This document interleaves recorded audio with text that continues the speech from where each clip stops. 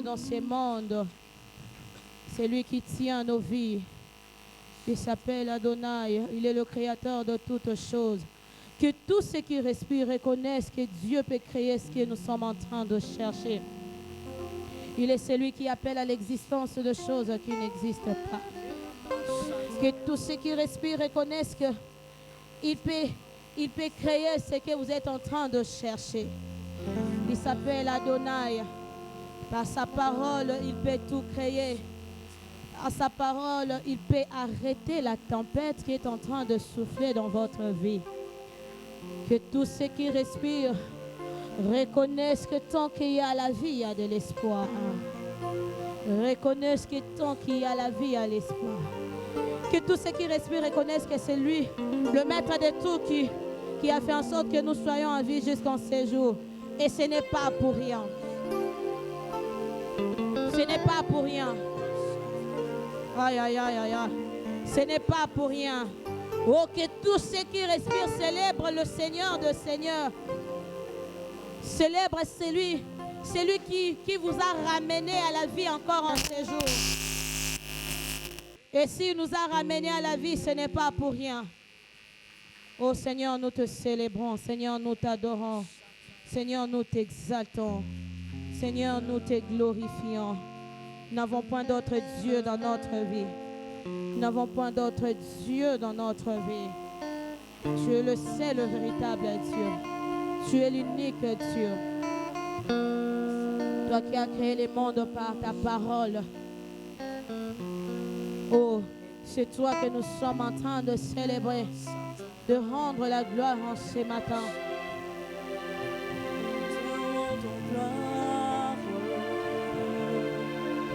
Et honneur, nous levons nos mains pour te louer, exalte ton saint nom, nous te rendons gloire. Et honneur, nous levons nos mains pour te louer. Exalte ton saint nom, car tu es grand, Seigneur, tu fais de miracles, nul n'est comparable à toi. Nul n'est comparable à toi, car tu es grand, Seigneur, tu fais de miracles. Nul n'est comparable à toi. Nul n'est comparable à toi. Nous te rendons gloire. Et honneur.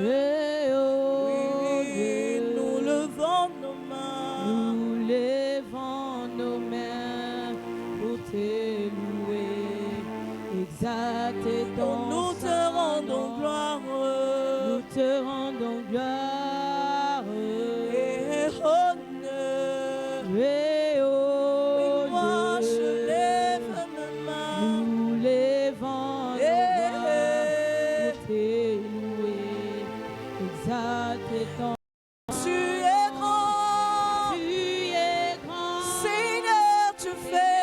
Tu fais des miracles. Oh, oh, Il n'est Il n'est comparable à toi. comparable à toi. Il n'est comparable à toi. Oh, Car tu es grand. Seigneur, tu Seigneur, fais. tu fais des miracles. Oh, Il n'est comparable à toi. Il n'est comparable à toi. Il n'est comparable Car tu es grand. Tu es grand. Papa, tu Seigneur, fais tu de fais miracles. des miracles. Il n'est comparable à toi. Il n'est comparable à toi. Il n'est comparable. Car tu es, Seigneur, tu fais.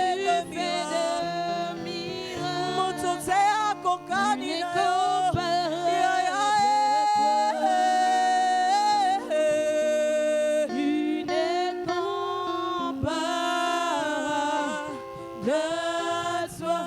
Est-ce que de voix, Seigneur, nous te levons ce matin. Nous te rendons gloire. Nous te célébrons, nous t'exaltons, toi qui es au-dessus de toutes choses.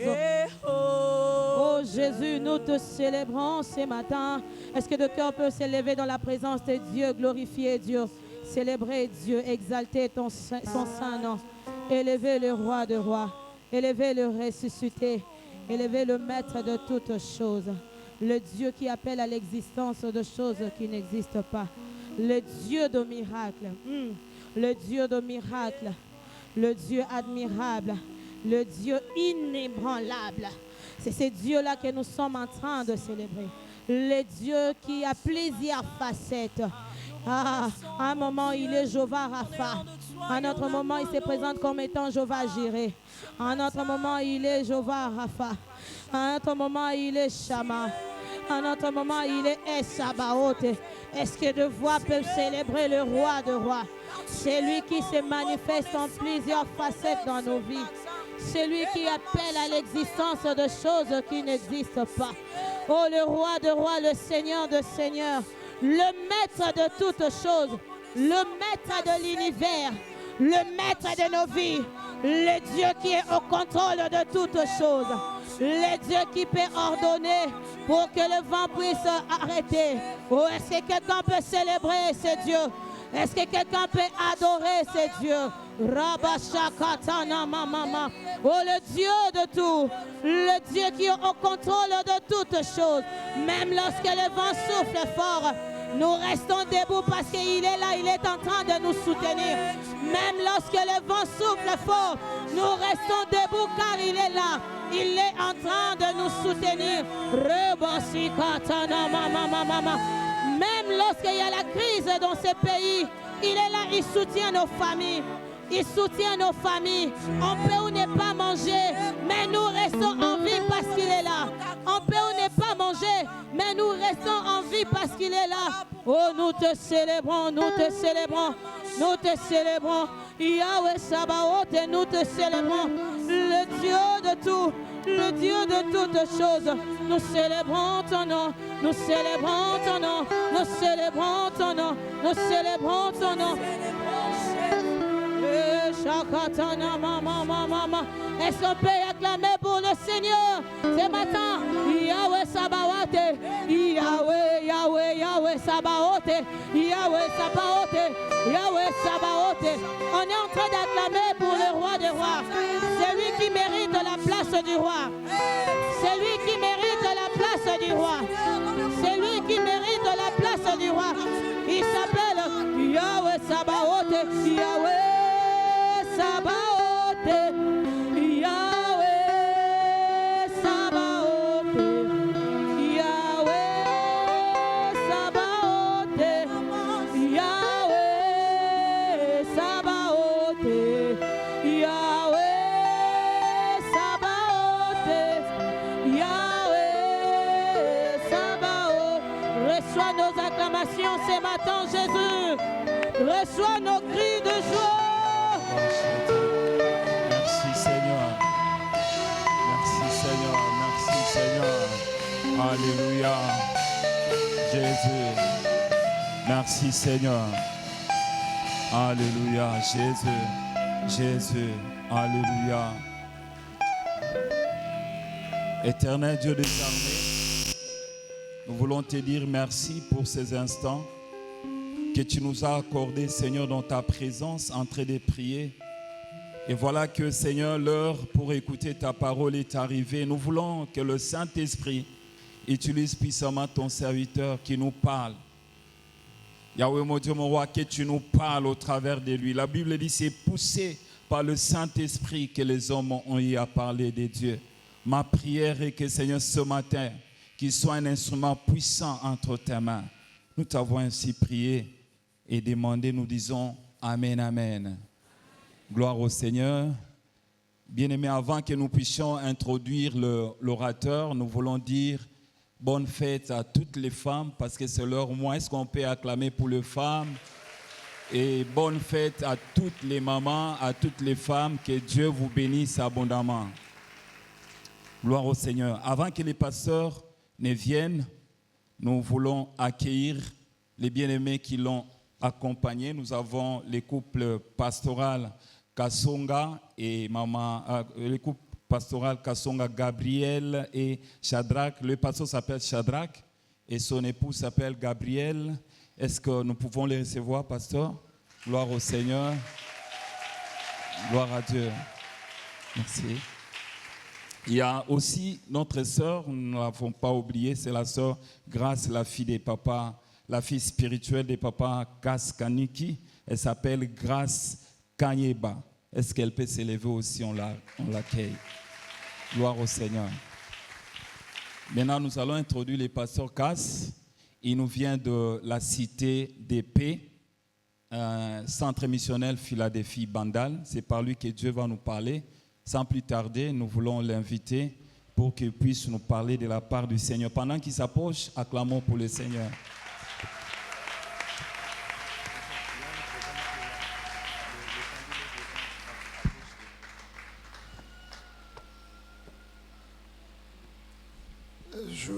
Je vous salue au nom de Jésus. Que la paix de Dieu soit avec nous ce matin. Je rends grâce à Dieu qui nous donne la vie ce matin pour que nous puissions nous retrouver dans sa présence et lui rendre ce culte. Je voudrais, avec votre permission, dire un grand merci au couple du révérend Malolo, papa et maman. En tout cas, merci beaucoup de nous céder votre pupitre en ce matin. Toute notre reconnaissance. Je voudrais également vous dire merci à chacun d'entre vous d'être là ce matin.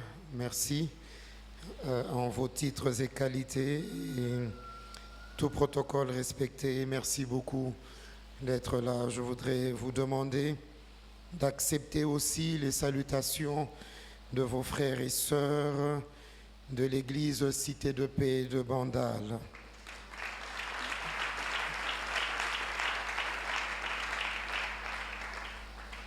Je dis merci au groupe d'adoration. Que Dieu vous bénisse abondamment. Je voudrais vous proposer 3 textes si vous avez de quoi noter. Proverbe 6, les versets 10 et 11. Juge 16, le verset 6 et 20. Luc 31, Luc 13, du verset 31 au verset 33. Je vais reprendre. Luc 13, du verset 31 au verset 33. Juge 16, le verset 6 et le verset 20. Proverbe 6, du verset 10 au verset 11. Je vais lire pour nous tous et je lis au nom du Seigneur Jésus. Je commence avec le livre de Luc 13, 31 à 33. La Bible déclare: à ce moment-là, quelques pharisiens vinrent lui dire: va-t'en, pars d'ici, car Hérode veut te tuer. Jésus leur dit: allez dire à ce renard, voici, je chasse les démons et j'accomplis des guérisons aujourd'hui et demain, et le 3e jour, ça sera pour moi l'achèvement. Mais il faut que je marche aujourd'hui, demain et le jour suivant, car il ne convient pas qu'un prophète périsse hors de Jérusalem. Nous lisons Proverbe 6. Proverbe 6, les versets 10 et 11. Un peu de sommeil, un peu d'assoupissement, un peu croiser les mains en te couchant, et la pauvreté te surprendra comme un rôdeur, et la disette comme un homme en armes. Nous terminons avec Juge, au chapitre 16. Juge, chapitre 16. Nous lisons les versets 6 et 20.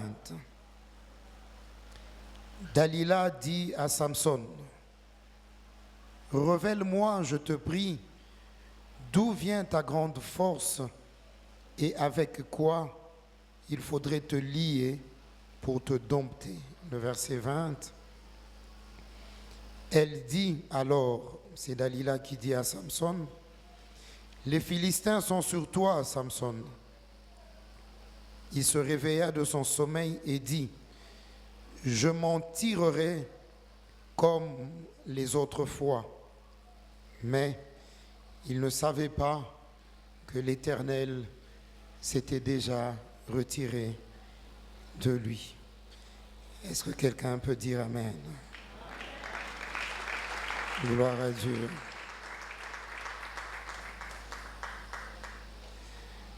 Bien-aimés dans le Seigneur, dans la marche chrétienne, il y a plusieurs principes qui nous accompagnent en tant que chrétiens.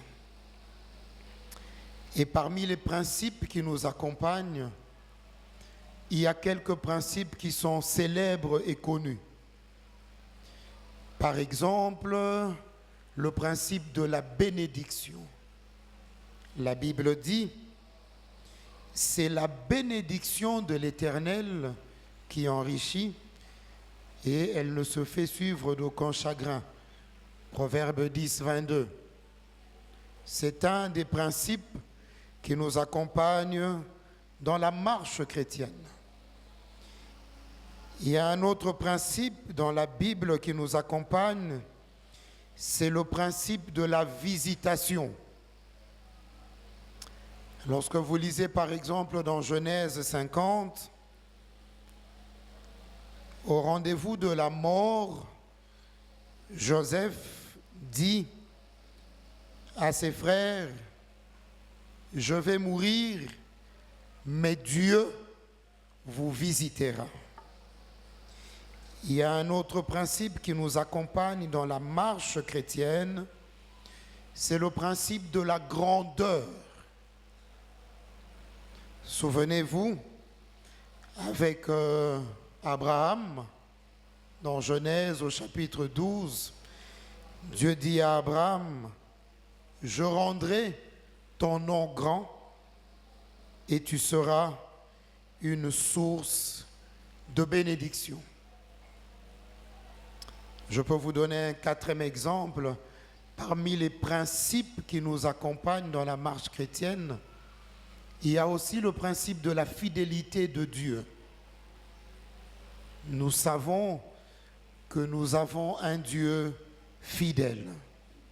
Hébreux 10, par exemple, nous dit « Celui qui a fait la promesse est fidèle. » Vous trouvez ça au verset 23.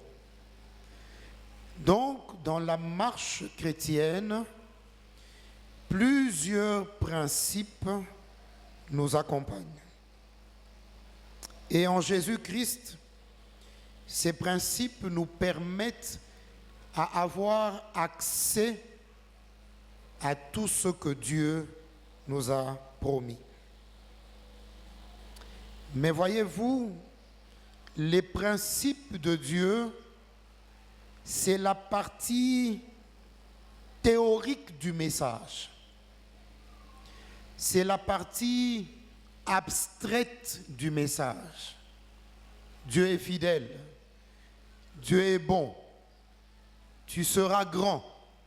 Tu deviendras une source de bénédiction. Dieu te visitera. C'est la partie abstraite du message et la partie théorique. Voici la question que je me pose.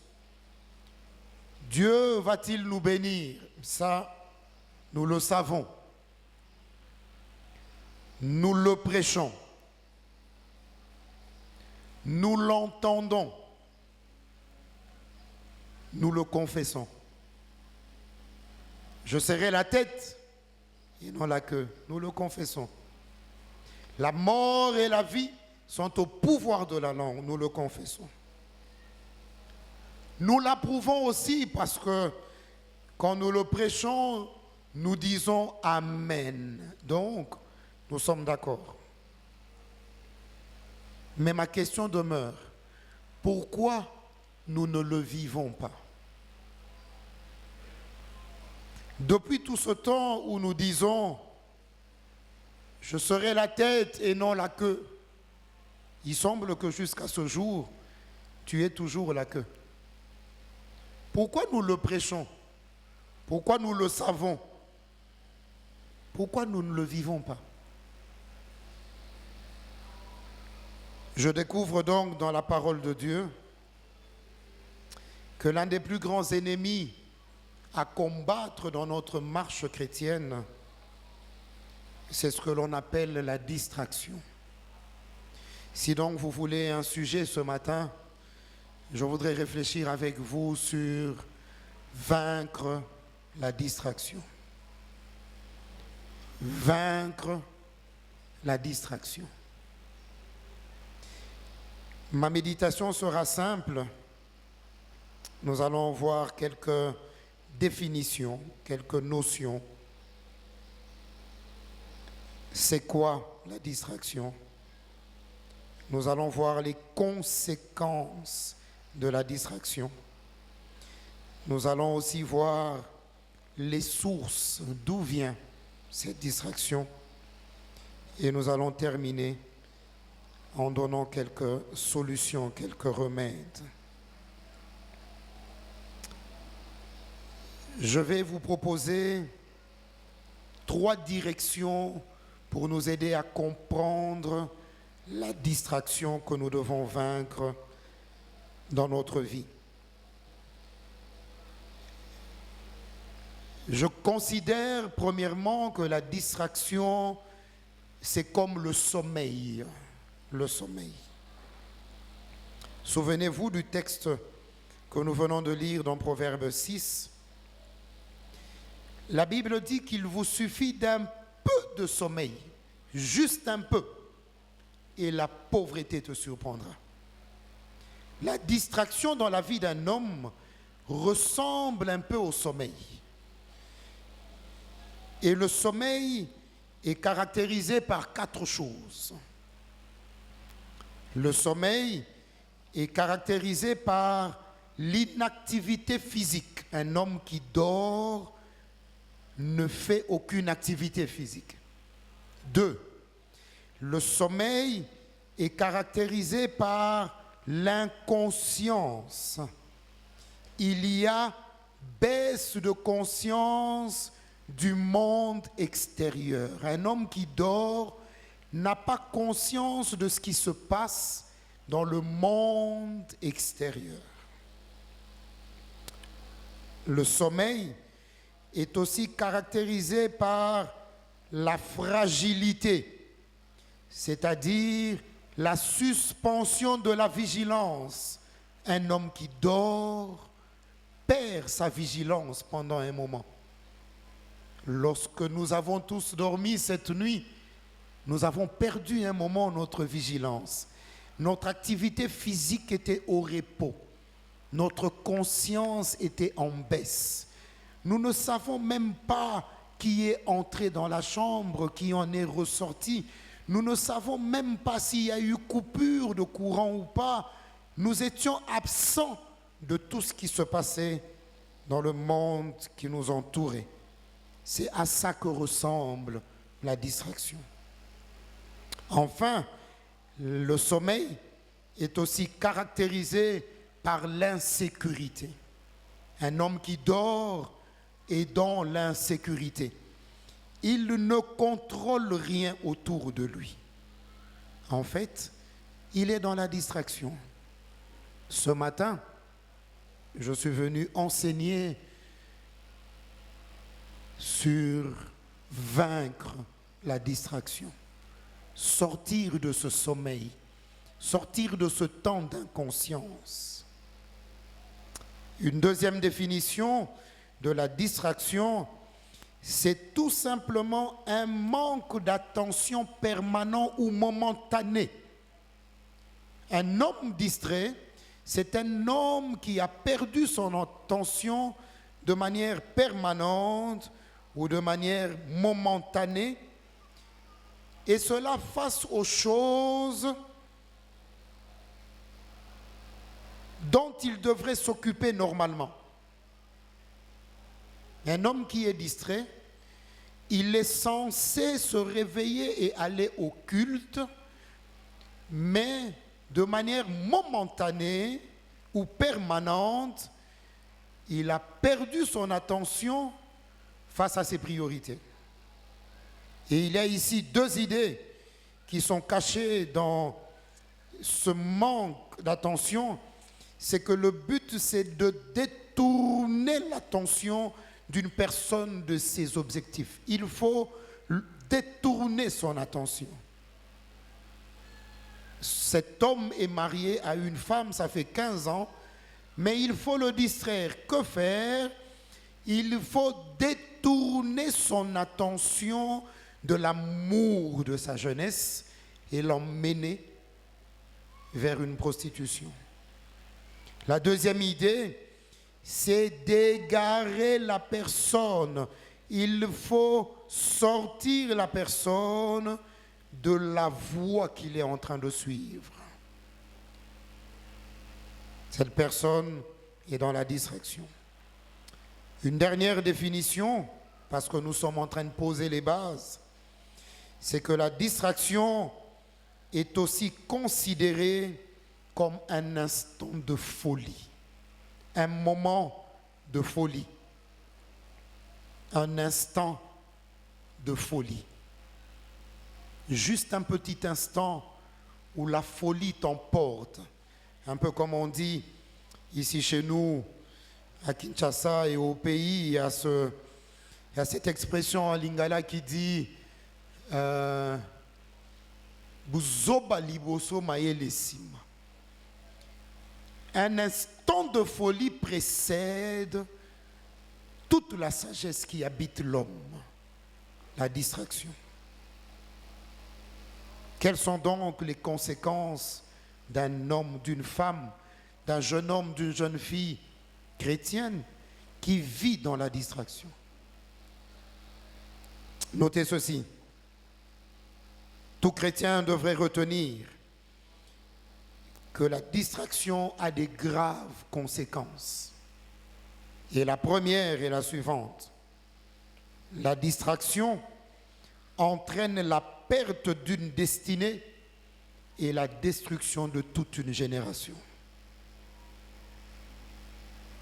La distraction entraîne la perte d'une destinée et la destruction de toute une génération. Regardez la vie de Samson. Le temps nous manquerait d'entrer en profondeur sur la vie de cet homme. Mais vous savez que cet homme est consacré depuis le ventre de sa mère. Vous savez que cet homme a une grande destinée. Hélas, son nom, sa renommée sont en train de s'évanouir dans le silence de l'histoire à cause de la distraction. Et pourtant, c'est un homme consacré, c'est un serviteur de Dieu, c'est un diacre, c'est un ancien de l'Église, c'est un papa converti depuis 89, c'est un jeune homme qui aime l'onction depuis 2018. Mais pour un petit temps de distraction, toute une destinée est en train de basculer. Samson. Avez-vous pensé à tous ceux qui comptaient sur Samson? Avez-vous pensé à toutes ces générations qui étaient suspendues à son appel, à toutes ces générations qui étaient suspendues à sa mission, des hommes et des femmes qui ne juraient que par l'appel de Samson? Avez-vous pensé à ces hommes? Ils étaient là, derrière Samson. Ils disaient, pour l'Éternel et pour Samson. Mais tout à coup, toute une destinée disparaît. Samson, que s'est-il passé? La distraction est passée par là. Frères et sœurs, notez cette vérité. Une faveur de Dieu n'est jamais un droit acquis. Tu peux la perdre à cause de la distraction. Une faveur de Dieu n'est jamais un droit acquis. Tu peux la perdre à cause de ta distraction. Ne te repose pas sur tes exploits d'aujourd'hui ni d'hier. Ce n'est pas parce que l'onction coule de toi aujourd'hui. Ce n'est pas parce que les hommes et les femmes te respectent aujourd'hui. Ce n'est pas parce que Dieu t'a établi que c'est un droit acquis. Tu dois rester concentré et vigilant. Un peu de sommeil et la pauvreté te surprendra.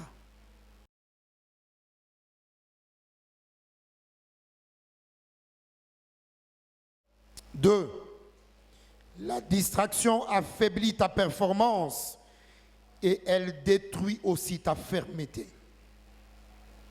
La distraction, elle affaiblit ta performance et elle détruit ta fermeté. Regardez Samson. Samson, il est désormais prêt à défendre même l'interdit. Dans sa distraction, Samson se met à négocier avec le non négociable. Savez-vous que dans la vie chrétienne, il y a des choses négociables, il y a des choses non négociables. Par exemple, chacun de nous est habillé sous plusieurs couleurs aujourd'hui, c'est négociable. Allez, on n'ira pas au ciel parce qu'on était venu au culte habillé en rouge, en noir, en vert, en jaune. C'est négociable. Dans les relations humaines, dans les connexions ministérielles, il y a du négociable et du non négociable. Tu es un prédicateur de l'évangile.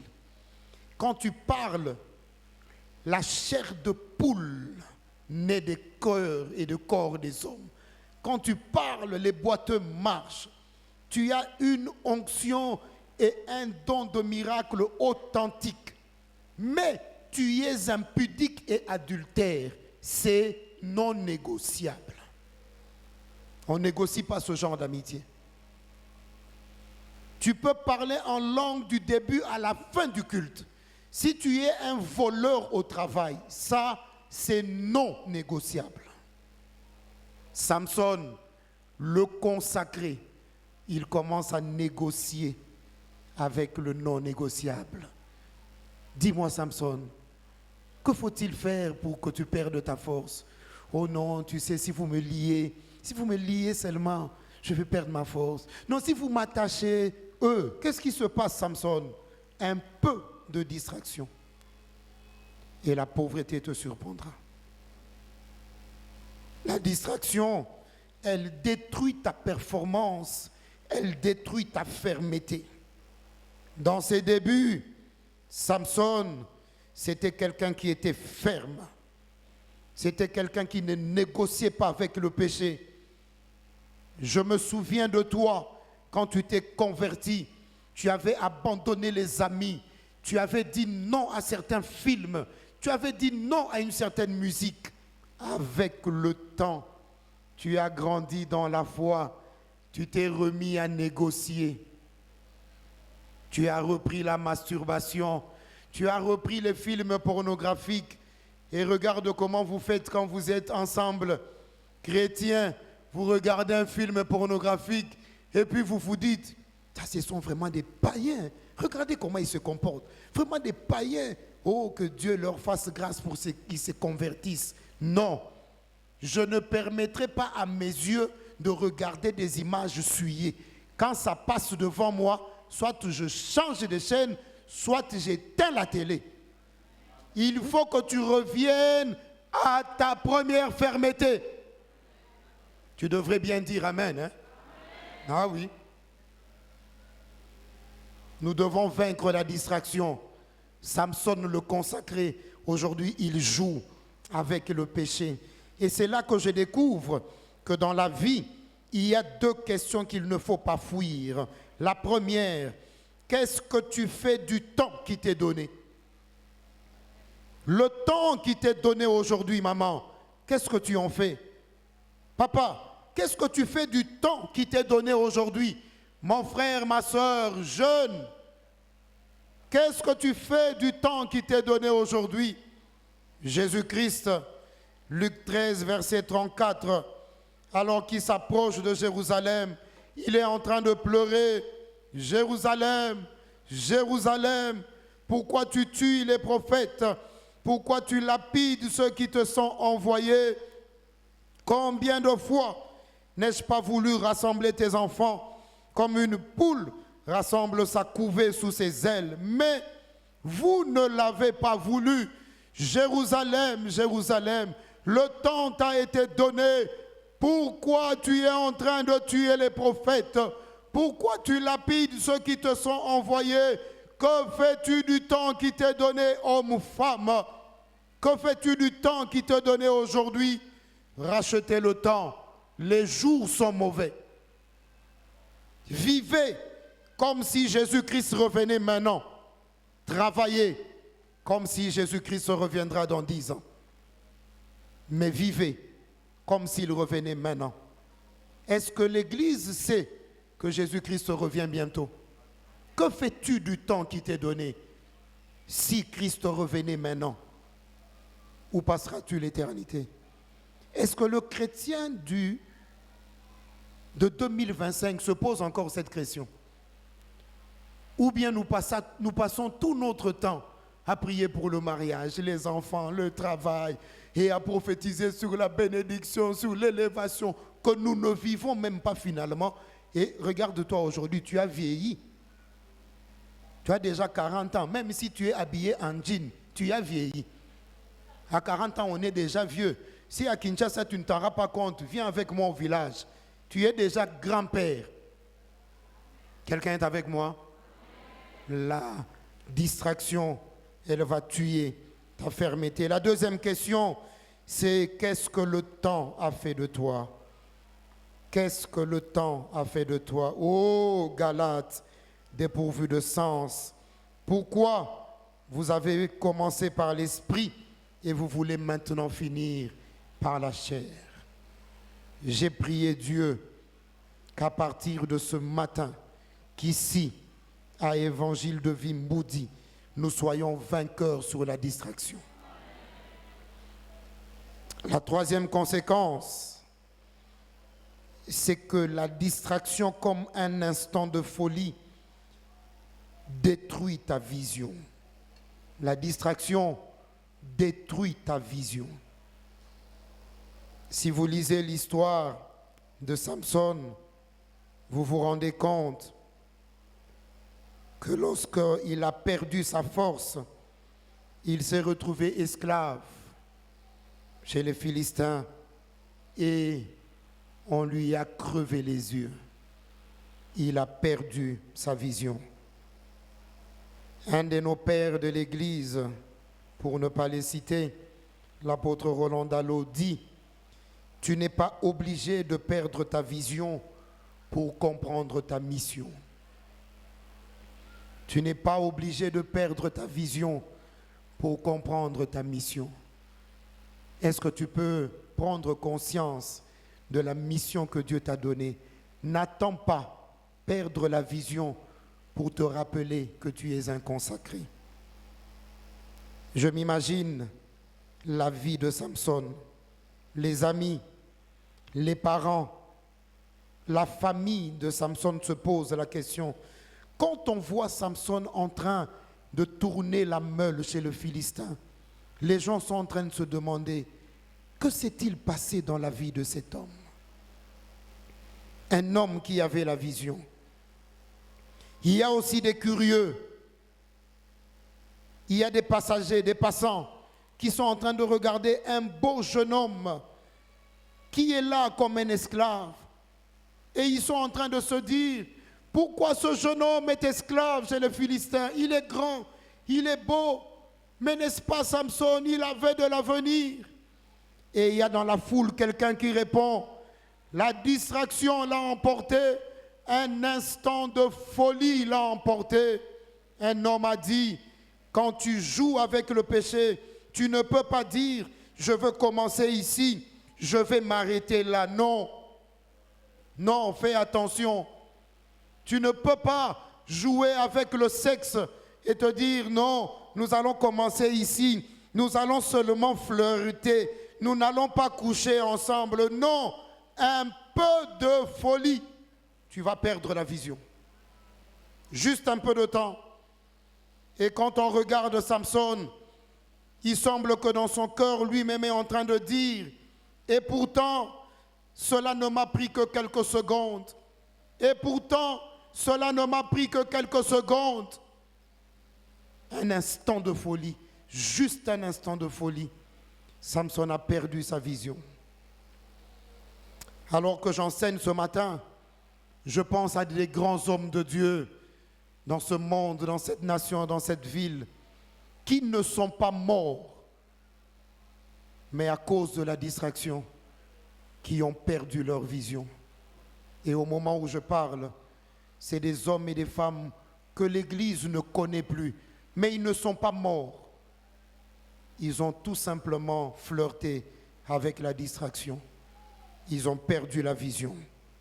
Enfin, la quatrième conséquence de la distraction, c'est que la distraction peut amener la mort. La mort. Samson est mort. Pourquoi on est en train d'enterrer ce vaillant? Juste à cause de la distraction. Juste pour un petit instant de folie. Un petit instant de folie. J'aimerais parler à un couple fiancé qui est là ce matin. J'aimerais vous dire, il est possible que vous puissiez rester ferme et attendre le mariage. C'est possible. Nous sommes en 2000. Je me retrouve à Boma. Il y a un pasteur qui enseigne les jeunes. Et ce pasteur nous dit, quand vous venez chez nous à la maison et que nous vous recevons, ma femme dresse la table pour vous. On vous invite à manger. Dès que vous êtes sur la table, on vous pose la question. Vous prenez aussi le piment, vous dites oui. Et maman dit, ah, excusez-moi, j'ai oublié le piment à la cuisine. Elle va prendre le piment à la cuisine. Vous restez devant la table. Vous ouvrez la casserole. Vous prenez un morceau de viande. Vous mangez. À qui appartient ce que vous venez de voler?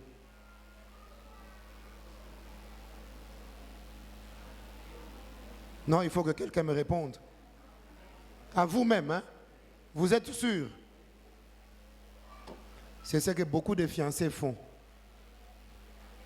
Cette serre t'appartient. On t'a juste dit, attendez, on va prendre les piments. Dès que nous on est partis, toi tu soulèves la jupe. Mais ce que tu voles appartient à qui?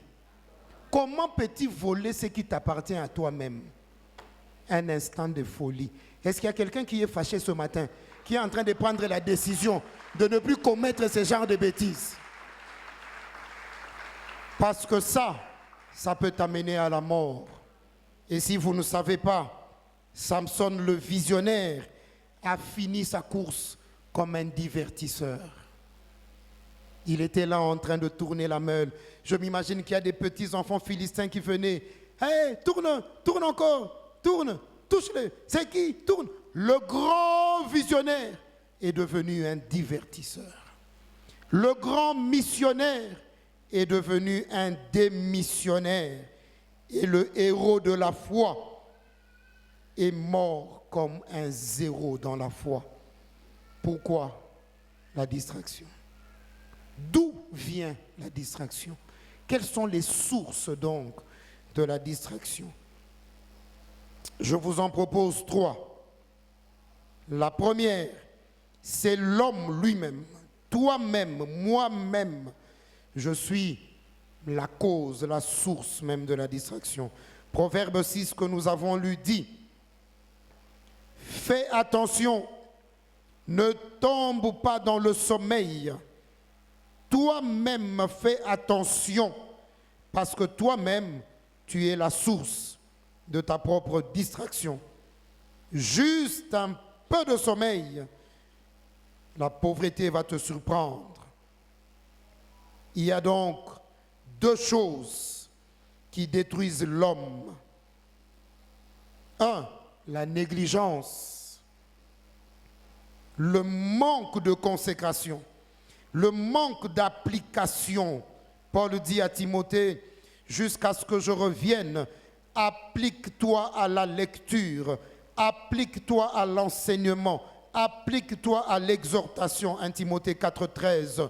Jusqu'à ce que je revienne, ne donne pas du temps à la distraction. Reste concentré, consacré à la lecture, à l'exhortation, à l'enseignement. J'appelle ce matin les hommes et les femmes de Dieu à ne pas seulement avoir des veillées de prière, ayons aussi des veillées de lecture de la parole. Nous avons beaucoup prié, mais nous ne connaissons pas la parole. La vérité, quand tu la connaîtras, c'est elle qui t'affranchira, pas la prière. Tu peux être choqué, mais ce n'est pas la prière. Au commencement n'était pas la prière. Au commencement était la parole. La parole. C'est pourquoi à l'église aujourd'hui, quelqu'un peut se présenter à nous en disant, bien-aimé dans le Seigneur, comme la Bible déclare, aide-toi, le ciel t'aidera. Et les gens se lèvent et disent, Amen, prêche. Je vous dis, mes amis, ne blaguez pas avec la Bible. La Bible dit, tout ce qui brille n'est pas de l'eau. Oh yes. Non, c'est faux, c'est pas dans la Bible. C'est pas dans la Bible. Lisons la Bible. Lisons la Bible. Éteins un peu ta télé. Éteins WhatsApp. Même pendant que je prêche là. Éteins WhatsApp. Même si tu avais rendez-vous avec le haut sommet, il ne t'appellera pas maintenant. Éteins WhatsApp. Maintenant, c'est l'Éternel, le Dieu des armées qui est en train de te parler. Éteins toute connexion. Sors de cette distraction. Avant de dormir, tu es sur Facebook. En te réveillant, tu es sur WhatsApp. En marchant, tu es sur TikTok. Qu'est-ce que tu es devenu? Une intelligence artificielle ou un homme créé à l'image de Dieu? La négligence. La deuxième chose qui tue l'homme, l'homme qui est distrait par lui-même, c'est la procrastination. Remettre à demain ce qu'il pouvait faire aujourd'hui. Attendre toujours la dernière minute pour faire quelque chose. Vous connaissez peut-être cette anecdote. Un homme a écrit devant son salon de coiffure, « Demain, je coifferai gratuitement ». Et donc, nous qui sommes venus aujourd'hui, nous devons payer. Parce que la coiffure gratuite, c'est demain. Ceux qui sont revenus demain, ils ont trouvé qu'on leur a dit que c'est demain. Donc, ils ont payé. Ceux qui se sont dit nous revenons demain, ils ont trouvé qu'on leur a dit qu'on coiffait gratuitement demain. Et donc, à force de remettre à demain, vous ne ferez absolument rien. Est-ce que tu ne peux pas décider de faire ça maintenant? C'est maintenant qu'il faut prier, c'est maintenant qu'il faut se convertir. Jusqu'à ton âge là, on doit venir te chercher à la maison. Viens, on va à l'église. À ton âge là, tu ne peux pas te réveiller, venir à l'église toi-même, prier toi-même. Comment dans ce culte il n'y a pas de modération? Qui a dit qu'au ciel il y avait un modérateur? Au ciel on est tous là en train d'adorer Dieu. Tu attendras un modérateur, tu ne trouveras pas. Pourquoi tu remets toujours à demain ce que tu peux faire aujourd'hui? Même la Bible, tu es incapable de l'amener à l'église. Elle pèse, hein? Mais ton ordinateur, tu ne l'oublies pas quand tu vas au travail. Qu'est-ce qui s'est passé à l'église? Je ferai demain. Mais si tu remets à demain, tu ne feras rien. D'où vient la distraction? Je découvre que la deuxième source de distraction, ce sont les alliés, les amis, les alliés. Matthieu 16 nous montre une merveilleuse histoire. Jésus parle aux disciples et la Bible dit, Pierre le prend de côté et dit à Jésus qui parlait de sa mort, il dit, Seigneur, cela ne t'arrivera pas. Et Jésus le regarde et lui dit, Pierre, arrière de moi, c'est Satan qui t'inspire, tu es un scandale pour moi. Mais ce même Pierre-là, souvenez-vous, c'est le compagnon de tous les jours de Jésus. Au cas où vous avez oublié, Pierre, c'est l'homme qui accompagne Jésus à la montagne. Au cas où vous avez oublié, Pierre, c'est le monsieur qui vit la transfiguration et qui décide lui-même qu'il est bon qu'on reste là. Il prend la décision de faire 3 tentes alors qu'ils sont à 6. Donc il oublie lui-même, il oublie les autres. Il dit, je ferai pour toi, pour Moïse et pour Élie. On reste ici. Au cas où vous avez oublié, Pierre, c'est le gars qui a marché sur l'eau. Pierre, c'est ce même Pierre, ami à Jésus, pour un temps de distraction qui devient source de distraction pour Jésus. Jésus lui dit, arrière de moi, parce que là, tu cherches à me distraire. Les amis, les alliés sont parfois une grande source de distraction. C'est avec tristesse que j'ai remarqué que lorsque les frères et les sœurs cherchent du travail, ce sont les inconvertis qui nous donnent du travail. Les frères et sœurs qui sont responsables des entreprises à l'église, ils ne donnent pas du travail à leurs frères. Qu'est-ce qui s'est passé? Les alliés, ils peuvent devenir pour vous des sources de distraction. Enfin, il y a les ennemis. Et c'est là que nous avons lu notre texte de Luc 13. Les ennemis. Peut-être que quand j'ai lu, vous n'avez pas fait attention. Luc 13 au verset 31, la Bible dit des pharisiens. Je parle des pharisiens. Ils viennent voir Jésus et ils disent à Jésus, il faut que tu partes. Hérode veut te tuer. Il est étonnant de constater que tout à coup, les adversaires de Jésus se soucient de sa survie. C'est très étonnant. Les pharisiens sont ceux qui s'opposent à Jésus durant tout son ministère. Et tout à coup, les ennemis se transforment en amis. S'il te plaît, il faut que tu partes. Hérode veut te tuer. Hérode veut te tuer. Bien-aimés, n'oubliez jamais que les ennemis n'ont qu'un seul but dans notre vie, c'est de détruire nos priorités. Et regardez, dans la vie, chaque chrétien a au moins 5 priorités. 1, Dieu. 2, la famille. 3, l'Église. 4, son travail. 5, la nation. Et le but de l'ennemi, c'est de détruire ces priorités-là. Et il viendra te dire, va-t'en, Hérode veut te tuer.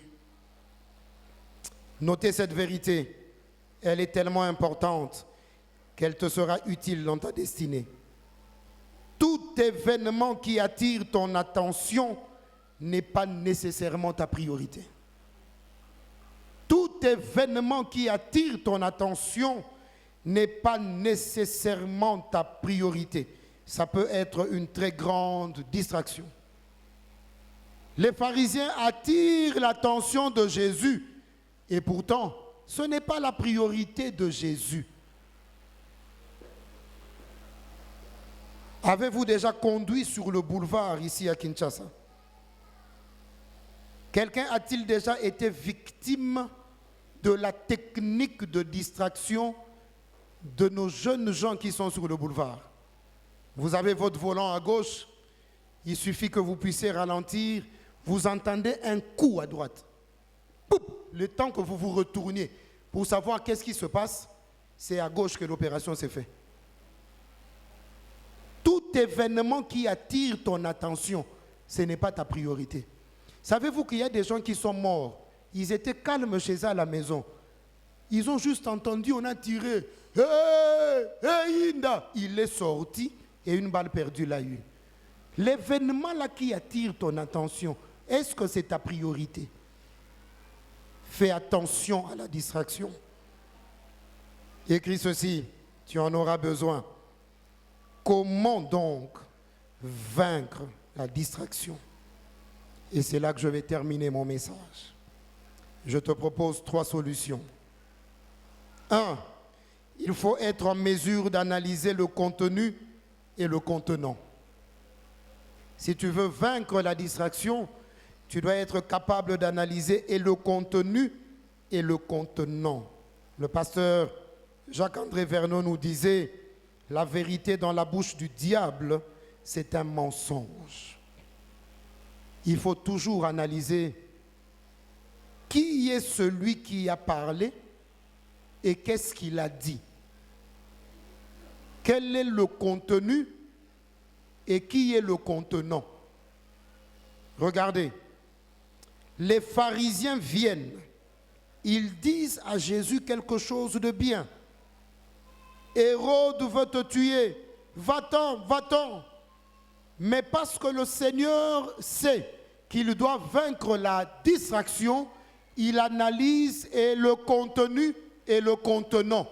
Qui m'a parlé et qu'est-ce qu'il est en train de dire? Église du Seigneur, si tu entends les paroles d'amour sortir de la bouche de ton ennemi, sache que c'est une invitation à la mort. Je vais reprendre ça. Si tu entends les paroles d'amour sortir de la bouche de ton ennemi, sache que c'est une invitation à la mort. N'y va pas. Jésus a eu le temps d'analyser et le contenu et le contenant.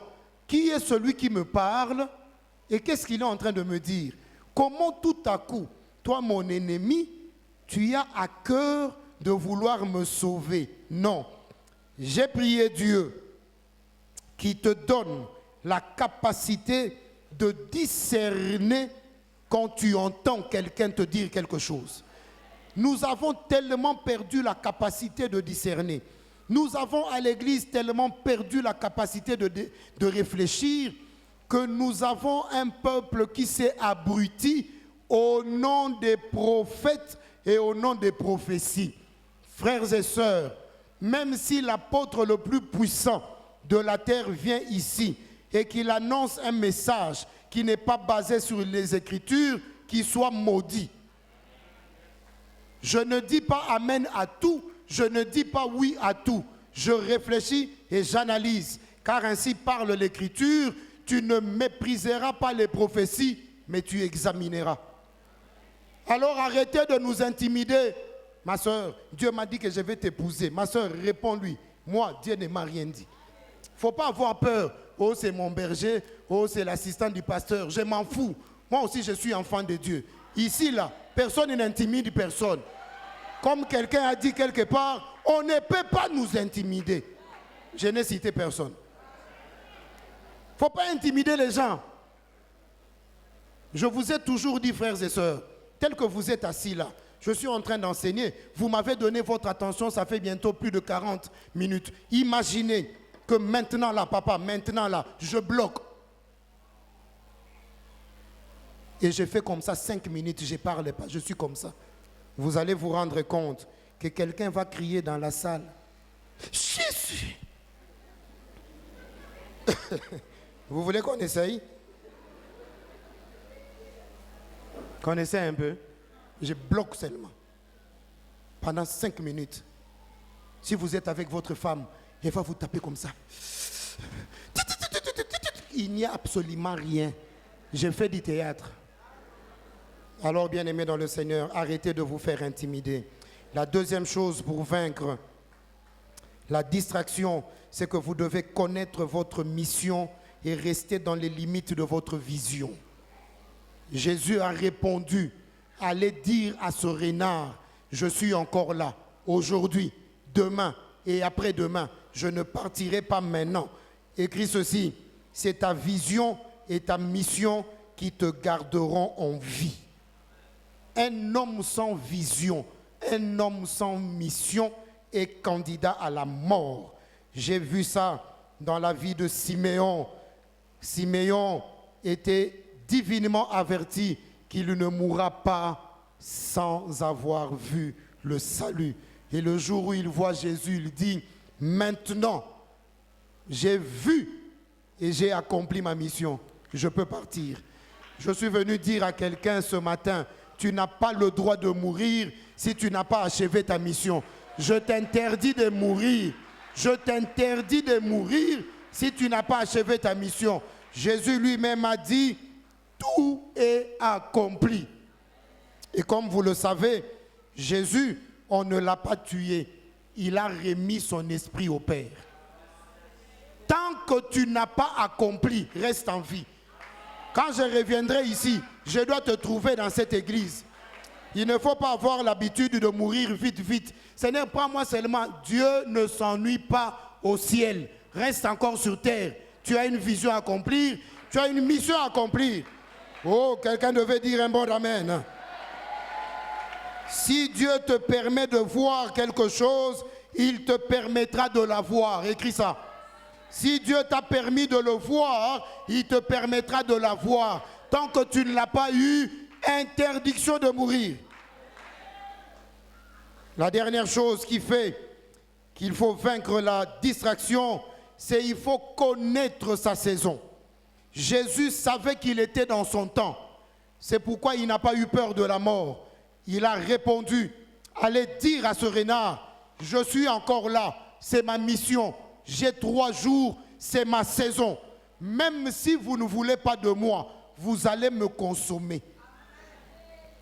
Ce qui vient avant le temps est précoce. Ce qui vient après le temps est périmé. Ce qui vient dans le temps est comestible.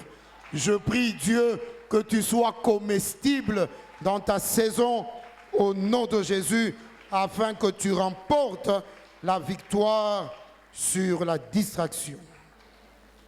Atanamoni zeleza molili nakobanga molilia nzelate yotele misaka makoronanga yesi masusu. Est-ce que tu peux le chanter avec moi? Atanamoni zeleza molili nakobanga molilia nzelate yotele misaka makoronanga yesi kasusu.